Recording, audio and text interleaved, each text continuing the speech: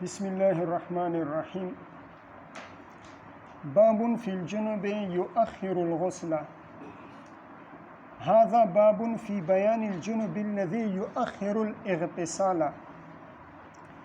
جنب آدمی ہے، جنابت لاحق ہوئی ہے، اب وہ غسل جنابت کو مؤخر کرتا ہے نماز کے وقت تک، تو آیا یہ اس کے لیے جائز ہے یا نہیں؟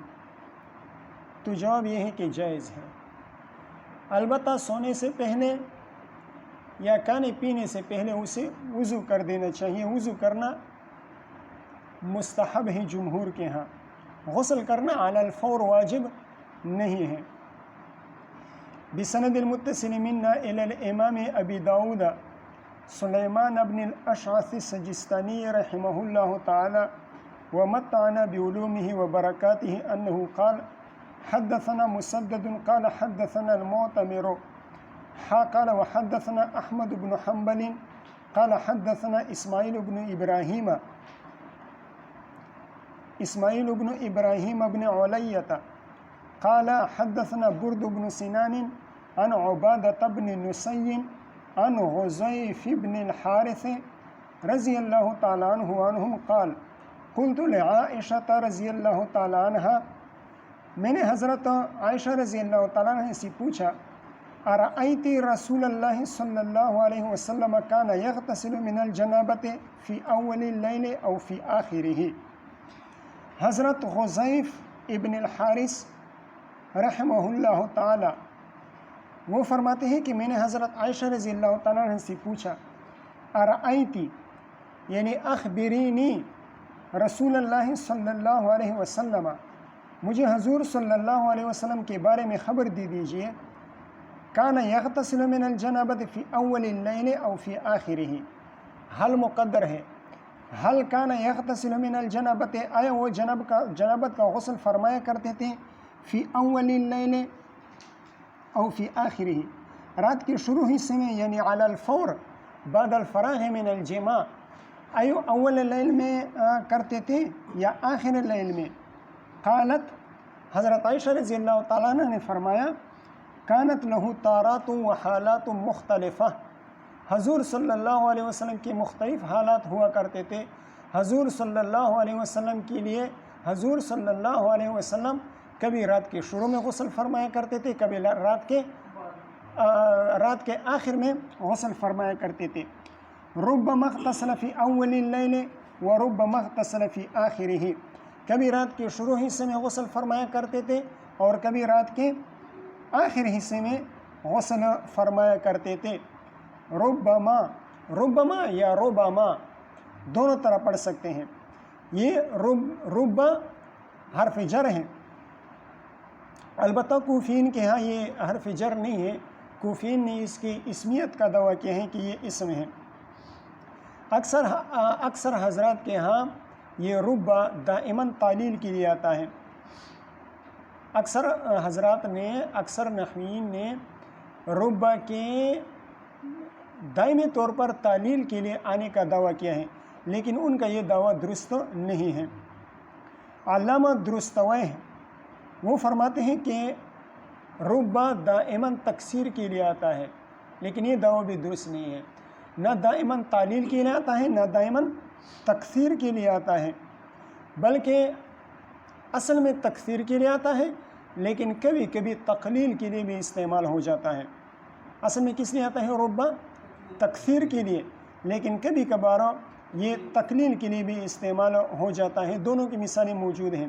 تکثیر کی مثال قرآن مجید میں ہے ربما یود الذین کفروا لو کانوا مسلمین، یہاں پر ربا یا ربا یہ تکثیر کے لیے استعمال ہوا ہے کہ بہت زیادہ وہ یہ تمنا کریں گے کہ کاش کہ ہم مسلمان ہوتے۔ اور تقلیل کے لیے جو ربا آتا ہے تو اس کی مثال شعر ہے الا رب مولود ولیس له اب وذی ولد لم یلدہ ابوان، الا رب مولود ولیس له ولد، بہت کم ایسے بچے ہوتے ہیں جس کا باپ نہیں ہوتا، جیسے کہ حضرت عیسیٰ علیہ السلام، وذی ولد لم یلدہ ابوان، اور بہت کم بچے ایسے ہوتے ہیں جس کے ماں باپ نہیں ہوتے، جیسے کہ آدم علیہ الصلوۃ والسلام۔ تو یہاں پر رب تکلیل کے لیے استعمال ہوا ہے، الا رب مولود لیس لہ اب وذی ولد لم یلدہ ابوان، ٹھیک ہے۔ یہ صدرت کلام کو چاہتا ہے اور اس کا مجرور یہ ہمیشہ نکرہ آتا ہے، جیسا کہ اس مثال میں آپ نے دیکھ لیا، وہ الا رب مولود، الا رب مولود، ٹھیک ہے۔ تو حضور صلی اللہ علیہ وسلم کانت لہ تارات و حالات مختلفۃ، کبھی رات کے شروع میں غسل فرمایا کرتے تھے، کبھی رات کے آخری حصے میں غسل فرمایا کرتے تھے۔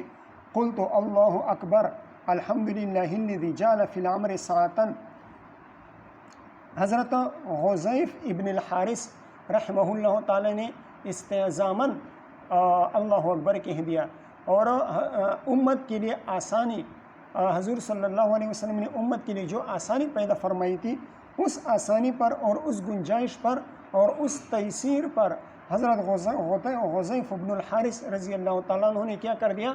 اللہ اکبر کہہ دیا۔ الحمدللہ الذی، تمام تعریف اس ذات کے لیے ہیں، جعل فی الامر ساعتاً، جس نے جعل فی امر الدین ساعتاً، جس نے دین کے معاملات میں کیا رکھا ہے؟ گنجائش رکھی ہے۔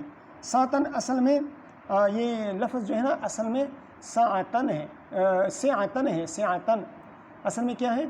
ساعتاً ہے، زنتاً کے وزن پر، لیکن کبھی کبھار اس عین کی وجہ سے سین کو فتح بھی دیا جاتا ہے۔ عین چونکہ حروف ہلکے ہیں تو اس عین کی وجہ سے سین کو فتح بھی دیا جاتا ہے، ساعتاً کہہ دیا جاتا ہے۔ تو اس میں دونوں گنجائش ہیں، ساعتاً بھی پڑھ سکتے ہیں اور ساعتاً بھی پڑھ سکتے ہیں۔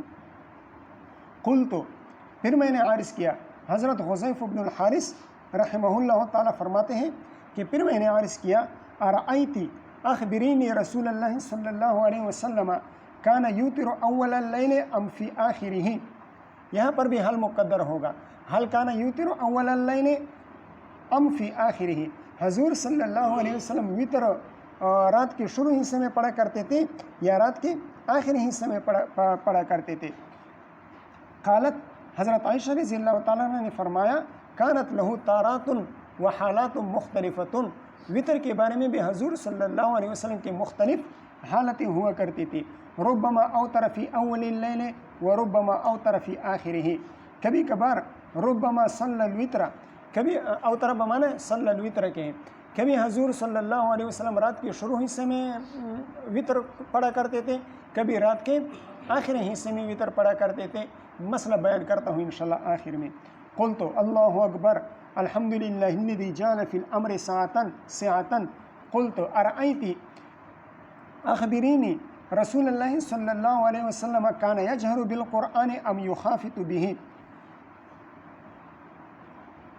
آیا حضور صلی اللہ علیہ وسلم حل کان یجہر بالقرآن، حل کان یرفع صوتہ بالقرآن، آیا حضور صلی اللہ علیہ وسلم قرآن مجید کو اونچی آواز سے پڑھا کرتے تھے، ام یخافت، یا پس آواز سے پڑھا کرتے تھے؟ جزاک اللہ۔ قالت ربما جہر بہ و ربما خفت، اس بارے میں بھی حضور صلی اللہ علیہ وسلم کے مختلف حالات ہوا کرتے تھے، کبھی اونچی آواز سے پڑھا کرتے تھے، کبھی پست آواز سے پڑھا کرتے تھے۔ قلت اللہ اکبر الحمدللہ الذی جعل فی الامر، الحمدللہ الذی جعل فی الامر ساعتاً، تمام تعریفیں اس اللہ کے لیے ہیں جس نے جعل فی امر الدین، جس نے دین کے معاملات میں گنجائش رکھی ہے، وسعت رکھی ہے، اور دین کے معاملات کی بنیاد آسانی اور سہولت پر قائم فرمائی ہے۔ یہ حدیث ہو گئی۔ اب اس حدیث سے چند مسائل ثابت ہوتے ہیں۔ پہلا مسئلہ یہ ثابت ہوتا ہے کہ غسل جنابت کو نماز کے وقت تک مؤخر کرنا یہ جائز ہے۔ غسل جنابت کو نماز کے وقت تک مؤخر کرنا جائز، یعنی غسل جنابت علی الفور واجب نہیں ہے۔ دوسرا مسئلہ یہ ثابت ہوتا ہے کہ وطر کو آخر لیل میں پڑھنا یہ مستحب ہے، اور یہ احناف کا مستدل بھی ہے، احناف کا مستدل بھی بن سکتا ہے۔ احناف کا مذہب یہ ہے وطر کے بارے میں کہ جس شخص کو آخر لیل میں بیدار ہونے کا یقین ہو تو اسے چاہیے کہ وطر کو آخر لیل تک مؤخر کر دے۔ آخر لیل تک یعنی رات کے آخری حصے میں وطر پڑھنا اس کے لیے افضل اور مستحب ہے۔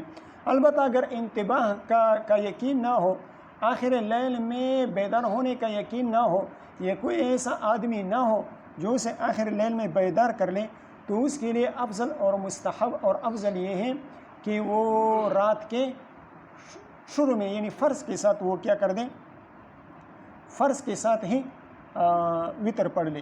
جیسے کہ مسلم شریف کی ایک روایت میں آتی ہے، یہی تفصیل بالکل مسلم شریف کی ایک روایت میں بیان ہوئے ہیں. وہ کس طرح ہے؟ حضور صلی اللہ علیہ وسلم فرماتے ہیں، من خاف اللہ یقوم آخر اللیل فلیوتر اولہ.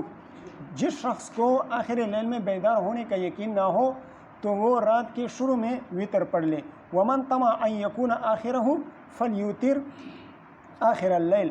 اور جس کو اس بات کا یقین ہو کہ وہ رات کے آخری حصے میں بیدار ہو سکتا ہے تو وہ وطر کب پڑھے؟ رات کے آخری حصے میں پڑھ لے. فإن صلاة آخر اللیل مشہودۃ. اس لیے کہ رات کے آخر پہر میں نماز پڑھنا، اس کے لیے فرشتے حاضر ہوتے ہیں. تو احناف نے وطر کے سلسلے میں جو تفصیل بیان کی ہے وہ بین ہی اس حدیث کے مطابق ہے. ٹھیک ہے، کتنے مسئلے ہو گئے؟ 2 مسئلے. تیسرا مسئلہ یہاں پر آیا ہے، کانا یجہر بالقرآن ام یخافت بہ، قالت ربما جہر بہ وربما خفت.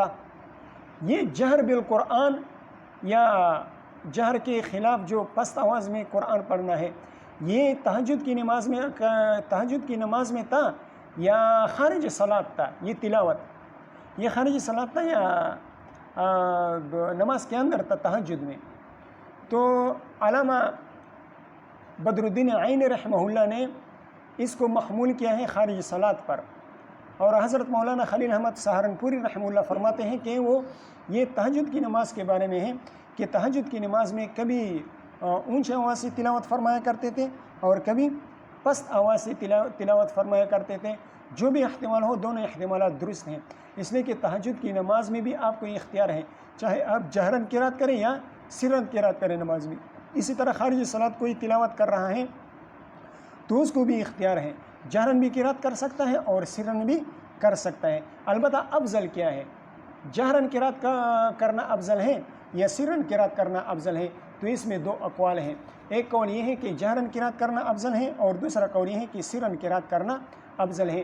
لیکن افضلیت کا دار و مدار قاری پر ہے اور اس ماحول پر ہے، اس زمانے پر ہے اور حالات پر ہے. افضلیت کا دار و مدار ہم یہ فیصلہ نہیں کر سکتے کہ کیا افضل ہے، بلکہ حالات کو دیکھا جائے گا. اب ایک آدمی کمزور قسم کا آدمی ہے، وہ اگر جہرن قرات کرے گا تو جلدی تک جائے گا، تو اس کے لیے افضل یہ ہے کہ وہ سرن قرات کرے. یا مثال کے طور پر کوئی قاری ہے، تلاوت کر رہا ہے یا تہجد کی نماز پڑھنے والا ہے، لگا لو بستر لے آؤ سو جاؤ.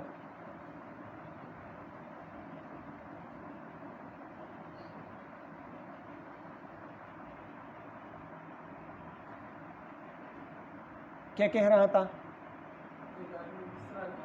بستر لا ہاں سلا راتلے نہیں راتلے سلا.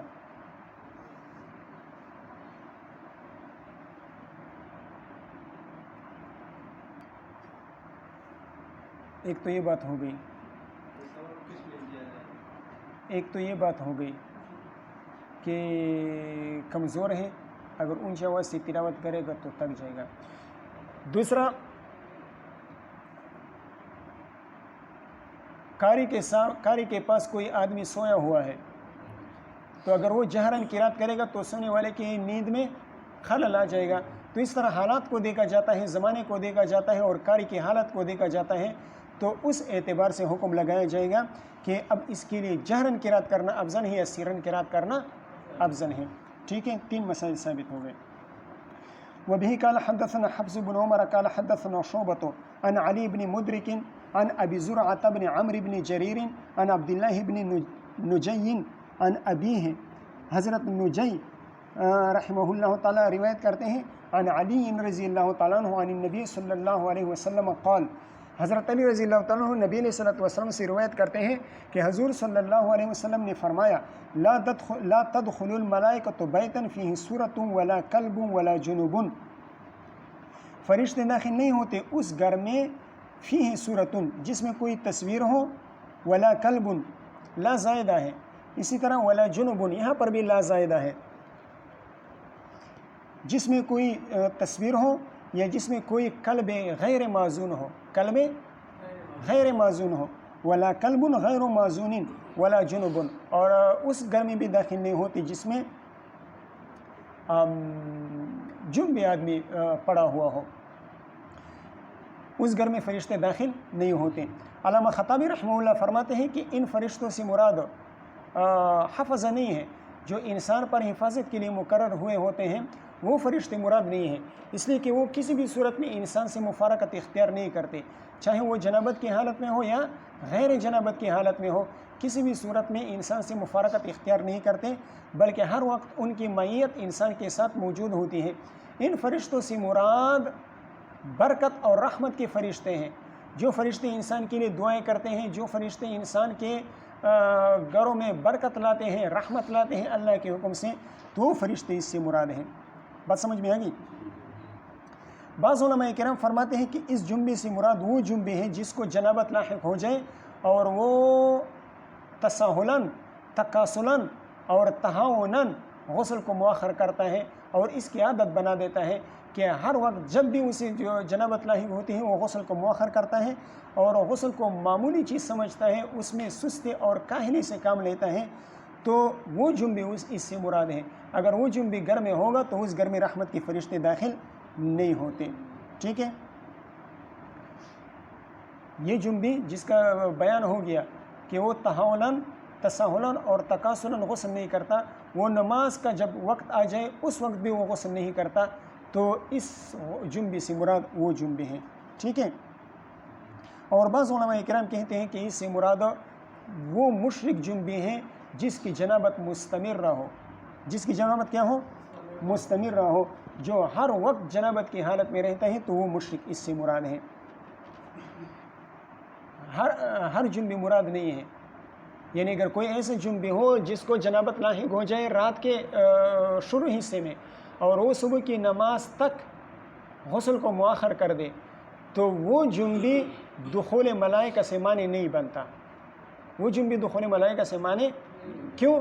اس لیے کہ اگلی روایت جو آ رہی ہے، روایت نمبر 228، اس میں ہے کہ حضور صلی اللہ علیہ وسلم کو غسل جنابت لاحق ہوتا تھا اور وہ پانی کو چھوتے تک نہیں تھے، وہ پانی کو چھوتے تک من غیر ان یمس ماء، پانی کو چھوتے بھی نہیں تھے، یعنی نہ ہاتھ دھوتے تھے، نہ شرمگاہ دھوتے تھے، نہ غسل کیا کرتے تھے، نہ وضو کیا، کچھ بھی نہیں کیا کرتے تھے، اور جنابت کی حالت میں حضور صلی اللہ علیہ وسلم سو جاتے تھے۔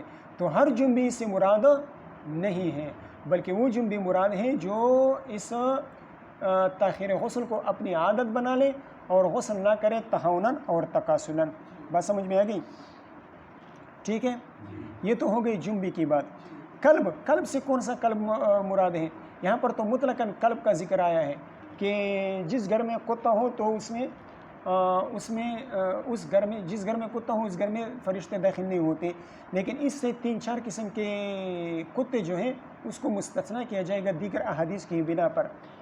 ان کتوں میں سے ایک وہ کتا ہے جس کو فصل کی حفاظت کے لیے رکھا گیا ہوتا ہے، یا بھیڑ بکری کی حفاظت کے لیے رکھا گیا ہوتا ہے، یا شکار کے لیے رکھا گیا ہوتا ہے، یا گھر کی چوکیداری کے لیے، اگر چوکیداری کی ضرورت ہو تو اس کے لیے رکھا گیا ہو، تو یہ 3-4 قسم کے کتے جو ہیں یہ مستثنیٰ ہے۔ لیکن اگر ان 4 حاجات کے علاوہ کتا رکھا گیا ہو تو پھر یہی حکم ہوگا کہ رحمت کے فرشتے، برکت کے فرشتے اس گھر میں داخل نہیں ہوں گے۔ بات سمجھ میں آ گئی؟ اور صورت سے مراد جاندار کی صورت ہے، چاہے وہ منقش ہو، کاغذ پر ہو یا کپڑے پر ہو یا وہ مجسم ہو، بت کی صورت میں مجسم ہو وہ بھی مراد ہے، اور کپڑے وغیرہ پر بنا ہوا ہو، کاغذ پر بنا ہو، یہ بھی مراد ہے۔ جاندار کی تصویر ہو تو اس گھر میں رحمت کے فرشتے، برکت کے فرشتے داخل نہیں ہوتے۔ غالباً حضرت ابن عباس رضی اللہ تعالیٰ عنہ کی روایت ہے، یا حضور صلی اللہ علیہ وسلم خود فرماتے ہیں کہ اگر تصویر بنانا ضروری ہو تو پہاڑوں کی تصویر بناؤ اور درختوں کی تصویر بناؤ، ٹھیک ہے۔ اب ان کے اسباب کیا ہے؟ جس گھر میں جنب ہو اس میں رحمت کے فرشتے داخل نہیں ہوتے۔ جنابت امتناع ملائکہ برکت، امتناع ملائکہ رحمت یہ بنتا ہے، رحمت کے فرشتوں کے دخول سے مانع بنتے ہیں یہ تین چیزیں۔ اس کے اسباب کیا ہیں؟ اس کے اسباب کیا ہیں؟ یہ ان تین چیزوں کی وجہ سے رحمت کے فرشتے گھر میں کیوں داخل نہیں ہوتے؟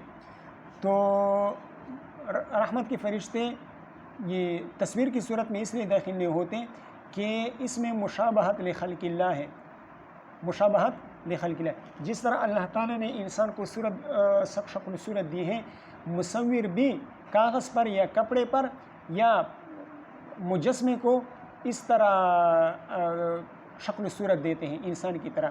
تو اس وجہ سے یہ امتناع دخول ملائکہ کے لیے معنی بنتے ہیں۔ دوسرے کہ بتوں کی پرستش ہوتی ہے، بتوں کی پوجا ہوتی ہے، لوگ اس کی پوجا کرتے ہیں، تو پوجا کا سبب بنتا ہے، پرستش کا سبب بنتا ہے تصویر اور مجسمہ، تو اس لیے بھی اس کی ممانعت آئی ہے۔ اور جب جس گھر میں کتا ہو تو وہاں پر رحمت کے فرشتے داخل نہیں ہوتے۔ اس کا سبب کیا ہے؟ تو اس کا سبب یہ ہے کہ کتا کثرت کے ساتھ نجاسات کھاتا ہے، کثرت کے ساتھ نجاسات کھاتا ہے، اور بعض کتوں کو حدیث میں شیطان کہا گیا ہے، اور ملائکہ یہ شیاطین کی ضد ہے۔ تو جہاں پر کتا ہوتا ہے اور کتے کو شیطان کہا گیا ہے تو وہاں پر فرشتے نہیں آتے۔ ایک یہ وجہ بھی بیان کی گئی ہے کہ کتا بدبودار ہے اور ملائکہ کو ریح کریہہ سے نفرت ہے، تو جہاں پر بدبو ہوتے ہیں تو وہاں پر فرشتے داخل نہیں ہوتے۔ اور ایک اور وجہ بھی بیان کی گئی ہے کہ کتوں کو پالنے سے اقتناء القلب، اس سے ممانعت آئی ہے۔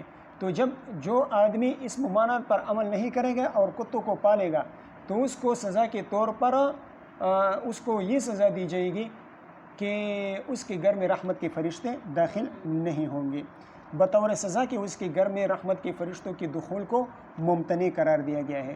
اور علامہ عینی رحمہ اللہ نے عجیب وجہ بیان فرمائی ہے۔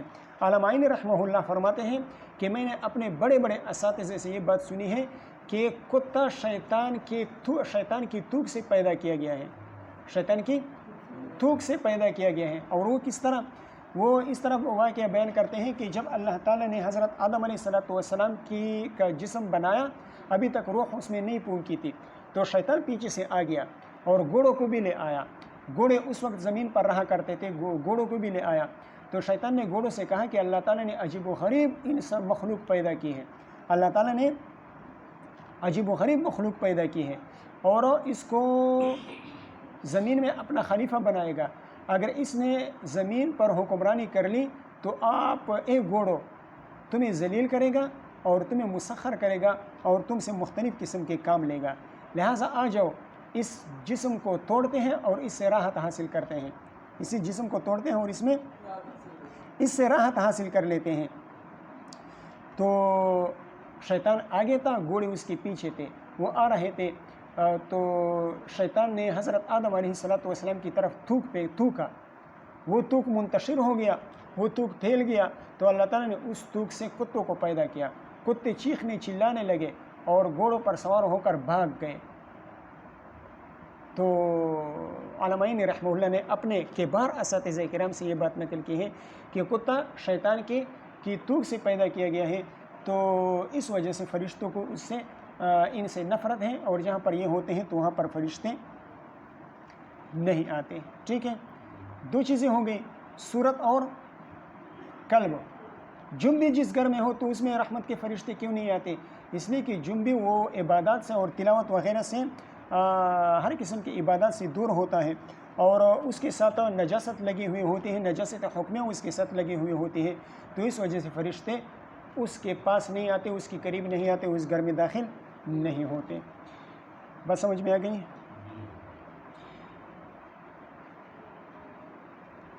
قال ابو داود،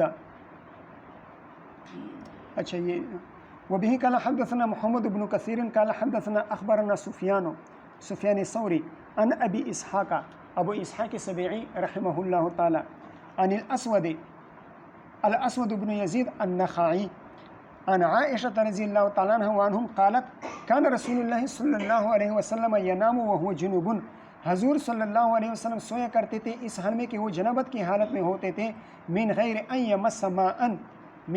یمس ماء، یعنی لا یغتسل ولا یتوضأ ولا یغسل ذکرہ، لا یغتسل ولا یتوضأ ولا یغسل ذکرہ، نہ غسل فرمایا کرتے تھے، نہ وضو فرمایا کرتے تھے، اور نہ ذکر کو دھویا کرتے تھے، بغیر پانی کو ہاتھ لگائے وہ سو جایا کرتے تھے۔ ٹھیک ہے۔ قال ابو داود حدثنا الحسن بن علي الواسطي قال سمعت يزيد بن هارون يقول هذا الحديث وهم، یعنی حدیث ابی اسحاق۔ حضرت یزید بن ہارون رحمہ اللہ تعالی فرماتے ہیں کہ یہ حدیث وہم ہے، اس میں حضرت ابو اسحاق السبیعی رحمہ اللہ تعالی کو وہم ہوا ہے، ان سے غلطی ہوئی ہے۔ ٹھیک ہے، بس سمجھ میں آ گئی۔ یزید بن ہارون رحمہ اللہ نے جو رائے بیان کی ہیں وہی رائے امام ترمذی رحمہ اللہ کی بھی ہیں، وہ بھی فرماتے ہیں کہ اس حدیث میں حضرت ابو اسحاق السبیعی رحمہ اللہ سے وہم ہوا ہے، ان سے غلطی ہوئی ہے۔ اب وہ غلطی کیا ہے؟ تو اس غلطی کی نشاندہی کی ہے علامہ قاضی ابو بکر ابن العربی رحمہ اللہ تعالیٰ نے عارضۃ الاحوزی میں۔ علامہ ابن العربی رحمہ اللہ تعالیٰ فرماتے ہیں کہ یہ اصل میں ایک طویل حدیث ہے، یہ ایک طویل حدیث ہے، اس طویل حدیث کو حضرت ابو اسحاق السبیعی رحمہ اللہ نے مختصر کر دیا، لیکن اس حدیث کے معنی اور مفہوم اور اس کے اختصار میں، معنی اور مفہوم کو سمجھنے میں، بیان کرنے میں اور اس کو مختصر کرنے میں ان سے غلطی ہو گئی۔ اصل صورتحال یہ تھی کہ یہ حدیث اصل میں اس طرح تھی۔ حضرت عائشہ رضی اللہ تعالیٰ عنہ حضور صلی اللہ علیہ وسلم کے بارے میں بیان فرماتے ہیں، کان ینام اول اللیل ویحیی آخرہ، حضور صلی اللہ علیہ وسلم رات کے شروع حصے میں سویا کرتے تھے اور رات کے آخر پہر وہ عبادت کے لیے بیدار ہو جایا کرتے تھے۔ ثم ان کانت لہ حاجۃ قضا حاجتہ ثم ینام قبل ان یمس ماء،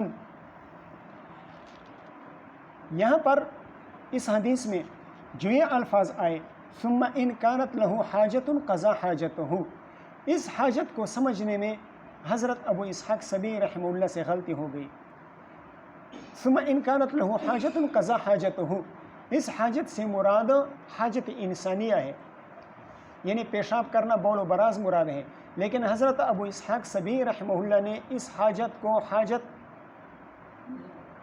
یہ جو بیوی کے ساتھ جو حاجت ہوتی ہے یعنی ہم بستری، انہوں نے اس حاجت کو ہم بستر اور مباشرت پر محمول کر لیا، تو یہ ان سے غلطی ہو گئی ہے کہ اس حاجت سے مراد کیا تھا؟ بول و براز کی حاجت، حاجت انسانیہ مراد کی، لیکن انہوں نے اسے محمول کر دیا حاجت اہل الاہل پر، کہ اس سے مراد مباشرت ہے، اس سے مراد ہم بستری ہیں۔ بات سمجھ میں آ گئی؟ وتی پال محمول کر لیا، اور یہ ان کی غلطی تھی کہ حاجت انسانیہ کو انہوں نے حاجت اہل الاہل پر محمول کر دیا۔ ٹھیک ہے۔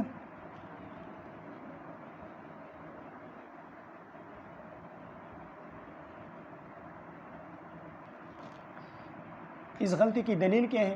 اس غلطی کی دلیل یہ ہے کہ اس حدیث کے آخر میں آتا ہے وَإِن نَامَ جُنُبًا تَوَضَّأَ، اس حدیث کے آخر میں آتا ہے کہ وَإِن نَامَ جُنُبًا تَوَضَّأَ، اگر وہ جنابت کی حالت میں سوتے تھے تو وضو کیا کرتے تھے۔ تو اس وَإِن نَامَ جُنُبًا تَوَضَّأَ، اس سے معلوم ہو رہا ہے کہ حالت جنابت میں حضور صلی اللہ علیہ وسلم بغیر وضو کے نہیں سویا کرتے تھے۔ تو اب اگر وَإِن كَانَتْ لَهُ حَاجَةٌ قَضَا حَاجَتَهُ، اگر اس حاجت کو حاجت الی الاہل پر محمول کیا جائے اور لا یمس ماء کو مطلقاً ماء پر محمول کیا جائے کہ نہ غسل کے لیے پانوں کو ہاتھ لگایا کرتے تھے اور نہ وضو کے لیے پانی کو ہاتھ لگایا کرتے تھے، تو حدیث کے اول اور آخر میں تعارض آ جائے گا، حدیث کے اول اور آخر میں تعارض آ جائے گا۔ تو اس وجہ سے حضور امام ابو داؤد رحمہ اللہ نے اس کے بارے میں کیا فرمایا کہ یہ حضرت ابو اسحاق سبی رحمہ اللہ کی طرف سے اس میں وہم لاحق ہوا ہے، انہیں وہم ہوا ہے اس میں، ٹھیک ہے۔ وقت ہے، آگے پڑھ سکتے ہیں، 5 منٹ ہیں، 5 منٹ میں نہیں ہو سکتا، چلو بس یہ بعد میں پڑھ لیں گے۔